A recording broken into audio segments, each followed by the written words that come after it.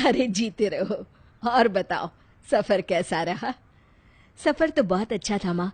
अच्छा अच्छा, ठीक है। अब तुम दोनों अपने कमरे में जाकर आराम कर लो, काफी थक गए होंगे। मैं तुम्हारे लिए कुछ चाय नाश्ते का इंतजाम करती हूँ। कमरे में पहुंचने के बाद चांदनी अपने पति रमेश से कहती है, अरे बाप रे, यहाँ तो कितनी गर्मी है।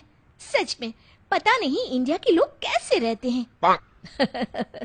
अरे तुम चिंता मत करो, कुछ दिनों में तुम्हें भी यहाँ रहने की आदत पड़ जाएगी। अगले दिन सुबह सुबह शीला अपनी बहू चांदनी से कहती है, अरे बहू, मैं और तेरे बाबूजी आज तेरे हाथ का बना नाश्ता करेंगे। चल फटाफट रसोई घर में जाकर कुछ बढ़िया सा बना कर ले आ। तभी चांदनी मुंह बनाते हुए कहती है, अरे माँ जी, अपने घर में कोई नौकर नहीं है क्या काम करने के लिए? ये सुनकर शीला मुस्कुराते हुए जवाब देती है, अरे बहू, इतना छोटा सा तो परिवार है हमारा, भला हमें नौकर की जरूरत क्यों पड़ने लगी? अब क्या बताऊं माँ जी, मुझे खाना बनाने की आदत नहीं है। अमेरिका में तो हम ज्यादातर अपने लिए खाना रेस्टोरेंट से ही मंगा लेते थे। अच्छा, चल कोई बात नहीं, मैं ही नाश्ता बना लेती हूँ। इतना कहकर शीला किचन में चली जाती है। तभी रमेश के पिताजी शीला से कहते हैं, अरे भाग्यवान, ये क्या, आज तो हम अपनी बहू के हाथों से बना नाश्ता खाने वाले थे, फिर तुम क्यों नाश्ता बना रही हो? शीला अपने पति को समझाते हुए कहती है, देखिए जी, हमारी बहू काफी टाइम से अमेरिका में रहती आई है, इसीलिए उसे घर के काम करने की आदत नहीं है। और वैसे भी इस घर का सारा काम आज तक मैं ही तो करती आई हूँ, आगे भी कर लूंगी। मेरी बहू खुश रहे बस, मुझे और कुछ नहीं चाहिए। वाह, मान गए तुम्हें, सास हो तो तुम्हारी जैसी। अच्छा, अब जल्दी से नाश्ता दो, बड़ी भूख लगी है मुझे। हाँ हाँ, अभी देती हूँ जी। इस तरह कुछ दिन बीत जाते हैं। एक दिन सुबह सुबह शीला अपने बहू और बेटे को उठाने के लिए उनके कमरे में जाती है। अरे उठो, सुबह हो गई। बहू, फटाफट नहा धोकर तैयार हो जा, हमें मंदिर जाना है। अपनी सास की बात सुनकर चांदनी अपनी सास से कहती है, अरे माँ जी, आज तो संडे है, इतनी सुबह सुबह मैं कहीं नहीं जाने वाली। मैं तो अपने कमरे में आराम करूंगी, आपको जाना है तो आप चली जाइए। तभी रमेश कहता है, अरे चांदनी, तुम्हें माँ के साथ मंदिर चले जाना चाहिए। देखिए जी, मुझे क्या करना है और क्या नहीं ये आप मुझे मत बताया करिए। मैं इन फिजूल की चीजों में अपना वक्त बर्बाद नहीं करती। अब आप जाइए, माँ जी मुझे आराम करना है।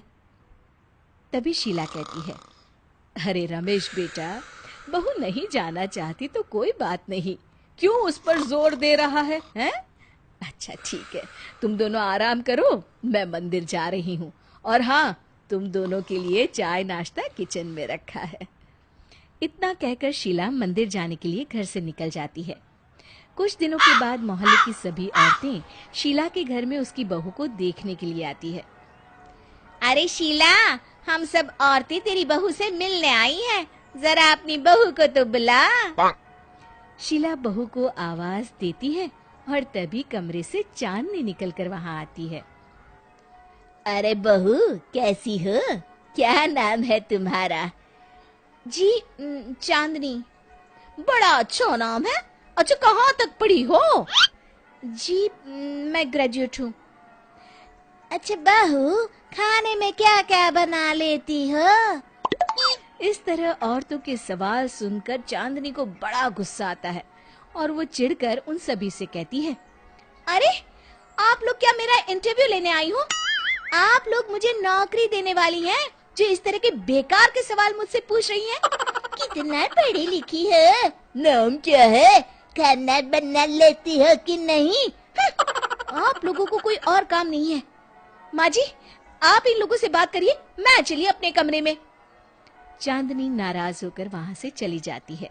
उसके जाते ही मालती कहती है, अरे शीला, तेरी बहू तो बड़ी नकचड़ी है, 4 दिन अमेरिका में रहकर क्या आई है, इसके तो पर ही निकल आए हैं।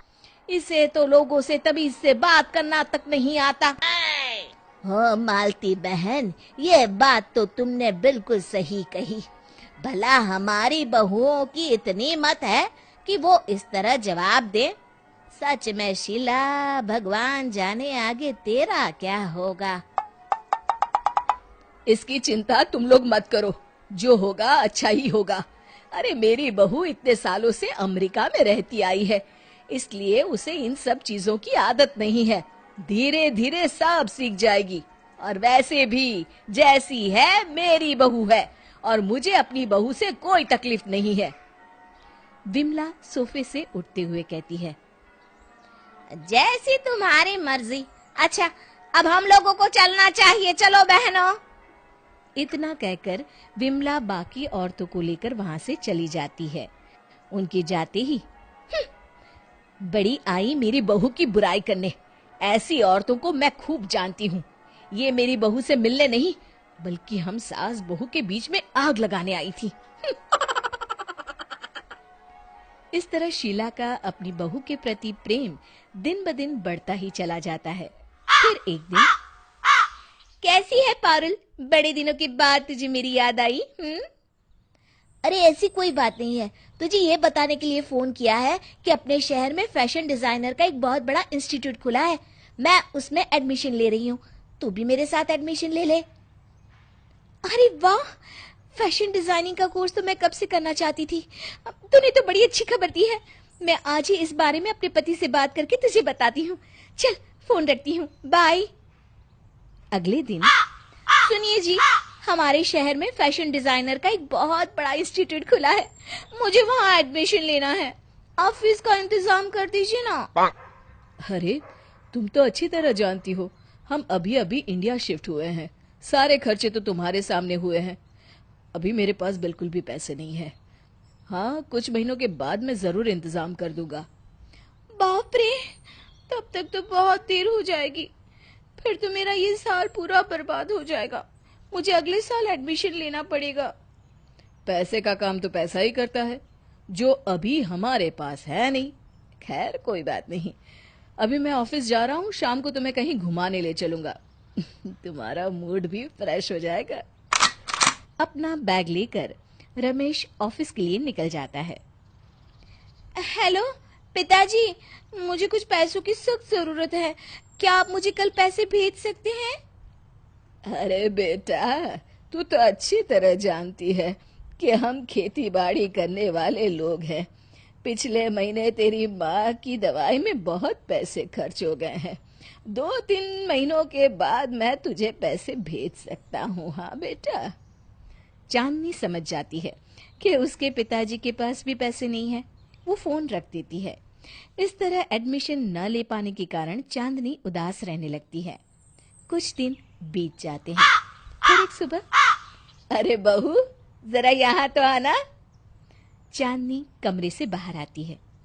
जी कहिए माँ जी, कुछ काम है क्या? बताइए, मैं कर दूंगी। हाँ हाँ, बहुत जरूरी काम है। जरा मेरा ये फॉर्म तो भर दे।